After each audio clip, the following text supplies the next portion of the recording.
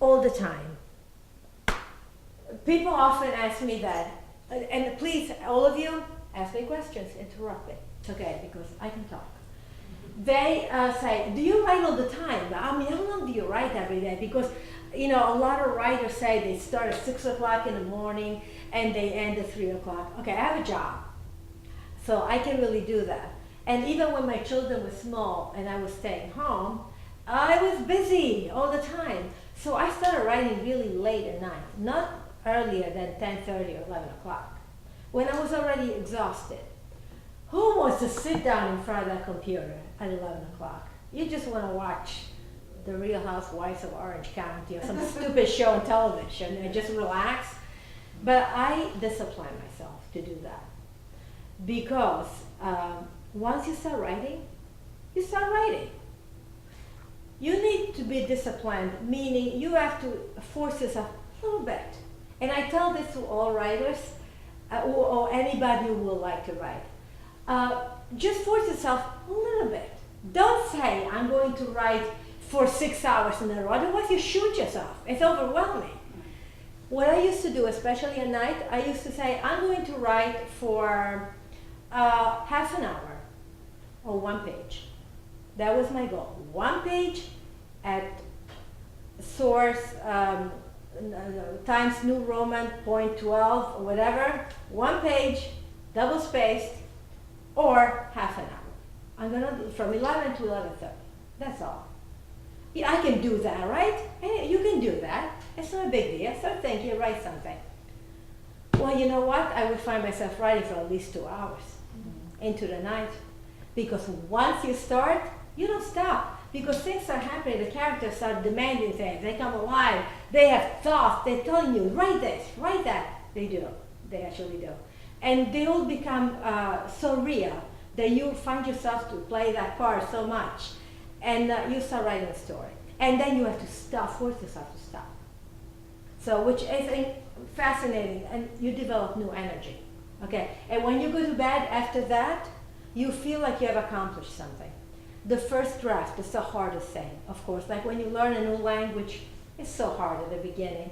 But then you get used to it and you understand more. The first draft is the hardest thing.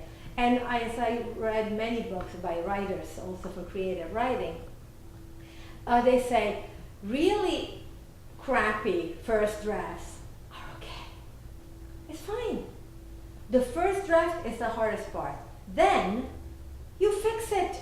We have thesaurus. We have the click on a computer, which I discovered only recently because I'm not very technologically minded. And my daughter said, why don't you do this? I said, oh, wow, that's amazing. I didn't know that. I'm still learning things about my phone, the computer, and my daughters know everything already. They don't even have, they say, my daughters don't have an iPhone, okay? They know how to use it. But anyway, so they're helping me with all these things. A computer, the same thing. So click on this and you get a series of words that you can change. Yes! It makes life so much easier. And so that's like you make the cake, you concentrate on making the cake, and then it's the icing. And then you make it look pretty, the frosting and all of that, the decorations. So the first draft is the hardest part, but then it's all downhill from there. Because then you can fix it. Once you read your piece, you say, oh, it's not that bad. I thought, because you always think that your writing is bad. I mean, we're all, as writers, we're all very insecure. And we think everybody else is better than we are. And then when other people tell you, well, you write really well, you're always a little, really? Really? But then you read the stuff and say, not bad. Not bad at all.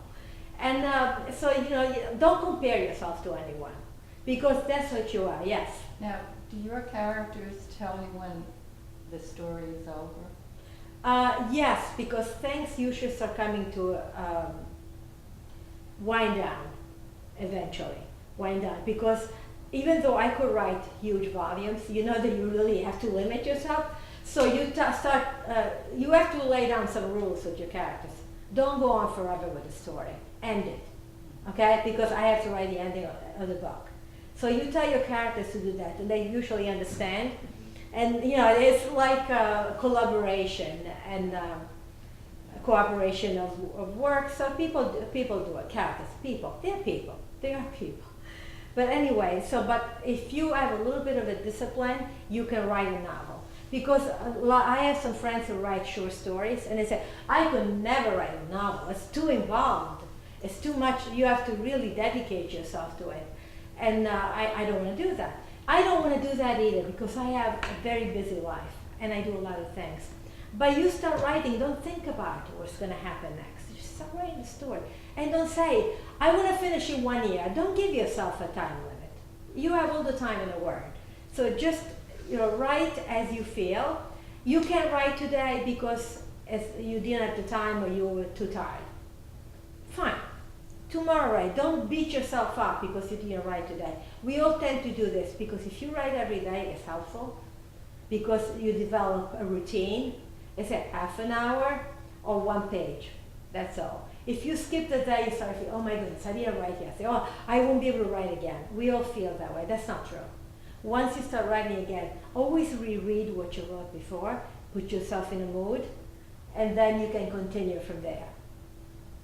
Now, let's see, do I have the time to read something else?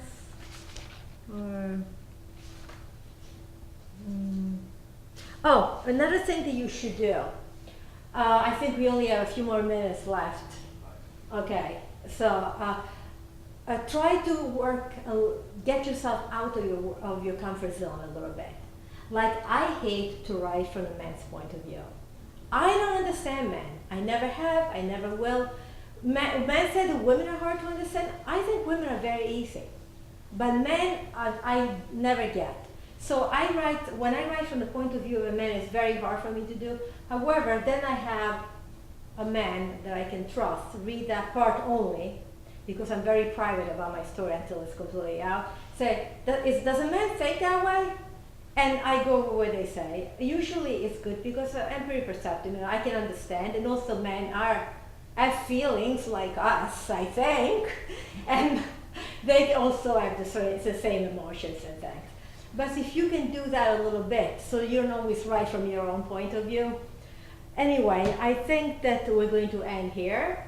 I'm Sandro De Matteo. I'm a Westchester writer. This is my website, marawriter.com. You can find my books for sale over there, also digitally, and my blog in English and in Italian. Anybody who studies Italian, you will find it interesting. Memoirs, cooking videos, a lot going on, so take a look at that. And I also teach Italian at this very library in our mountain, beautiful library, and we have a lot of fun, and we have a packed class. So please come and learn Italian with me, and I'll see you next time.